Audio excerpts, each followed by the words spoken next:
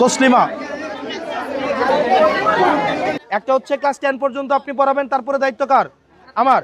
আর আরেকটা কাজ, যতগুলা মেয়ে আছে সবাইকে পড়াইতে হবে, কারো পড়া বন্ধ করা যাবে না। আমি কয়েকটা বিষয় জানানোর জন্য এখানে আসছি।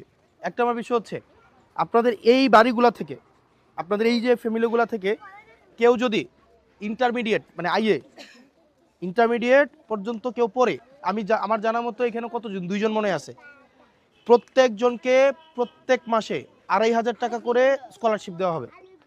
আমি মনে বুঝাইতে পারি নাই, বুঝছেন? ধরেন কেউ যদি আইএ পড়ে, আইএ মানে এইচএসসি আর কি, মানে এসএসসি পাস করার পরে প্রত্যেকজনকে 2500 টাকা করে প্রত্যেক মাসে দেওয়া হবে। মানে এটা ধরেন একদিন 2 দিনে না, বা একবার 2বার না, প্রত্যেক মাসে সে যতদিন পড়াশোনা করবে। তবে শর্ত হচ্ছে যে রেজাল্ট ভালো করতে হবে। কারণ ধরেন আমি 2500 টাকা করে প্রত্যেক মাসেও নিলাম, আবার হচ্ছে দেখা